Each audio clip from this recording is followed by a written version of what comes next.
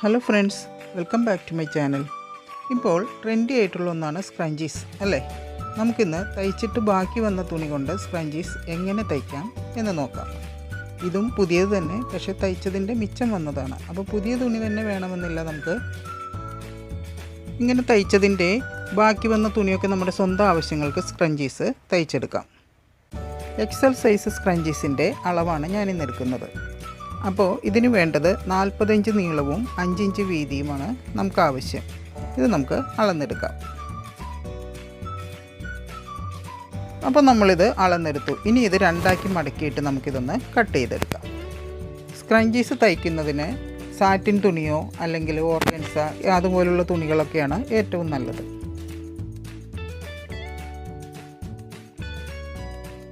ഇപ്പോൾ നമ്മൾ കട്ട് ചെയ്തെടുത്ത തുണി രണ്ടാക്കി മടക്കി റിവേഴ്സിൽ അരികെ തയ്ച്ചെടുക്കണം. ഇനി നമുക്ക് ആവശ്യമുള്ളത് 8 ഇഞ്ച് നീളത്തിൽ ഒരു ഇലാസ്റ്റിക്കാണ്. അത് നമുക്ക് കട്ട് ചെയ്തെടുക്കാം.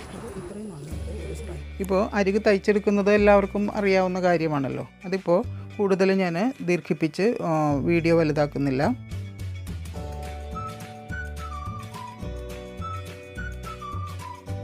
ഇപ്പോൾ തയ്ച്ചെടുത്ത പീസിന് നല്ല വശം വെളിയിൽ കൊണ്ടുവരണം. അപ്പോൾ അതിന് വേണ്ടിയിട്ട് നമ്മളൊരു സേഫ്റ്റി പിൻ ഇതിൻ്റെ സൈഡിൽ പിൻ ചെയ്തിട്ട് മറുവശത്ത് ഇതുപോലെ ഇലാസ്റ്റിക്കൊക്കെ നമ്മൾ ഇടുന്നത് പോലെ കൊണ്ടുവരിക. അപ്പോൾ ഇത് റിവേഴ്സ് ഉൾവശം വെളിയിലോട്ട് വരും.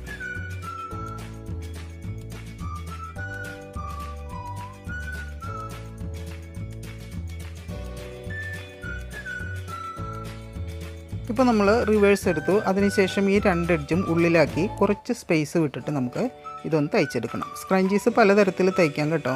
എന്നാൽ ഞാനിതിൽ വളരെ ഈസി ആയിട്ടുള്ളൊരു മെത്തേഡാണ് നിങ്ങൾക്ക് പറഞ്ഞു തരുന്നത്. ഞാനിവിടെ എക്സൽ സൈസിൻ്റെ അളവാണ് കാണിച്ചു തന്നിട്ടുള്ളത്. ഇനി വീതി കുറച്ച് 4 ഇഞ്ച് 3 ഇഞ്ച് ഇങ്ങനെ വീതി കുറച്ച് നമ്മുടെ ഇഷ്ടം അനുസരിച്ചത് തയ്ച്ചെടുക്കാം.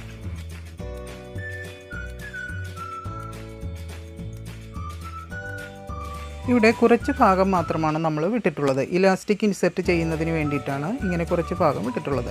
ഇലാസ്റ്റിക് ഇൻസെർട്ട് ചെയ്യുമ്പോൾ ശ്രദ്ധിക്കേണ്ട കാര്യം എന്താണെന്ന് വെച്ച് കഴിഞ്ഞാൽ, നമ്മൾ ഒരു പീസ് ഇലാസ്റ്റിക് 8 ഇഞ്ചാണ് നമ്മൾ എടുത്തിട്ടുള്ളത്. അപ്പോൾ നീളം കുറവാണല്ലോ. അപ്പോൾ അതാദ്യം ഒരു സ്ഥലത്ത് നമുക്ക് പിൻ ചെയ്ത് നിർത്തണം. അതിന് ശേഷം മാത്രമാണ് മറ്റേ സൈഡിൽ വേറൊരു പിൻ ചെയ്ത ശേഷം നമുക്ക് ഉള്ളിലേക്ക് കടത്തേണ്ടത്.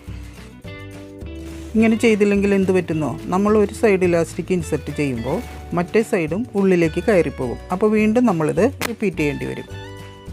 ഇപ്പോൾ പിന്ന് വെളിയിൽ കൊണ്ടുവന്നതിന് ശേഷം മറ്റേ പിന്നും നമുക്ക് ഊരിയെടുക്കാം. അതിനുശേഷം 2 ഇലാസ്റ്റിക്കും കൂടി ചേർത്ത് ജോയിൻ ചെയ്യണം. അതിന് രണ്ടും കൂടി ചേർത്തൊന്ന് കെട്ടിട്ട് കൊടുത്താൽ മാത്രം മതി.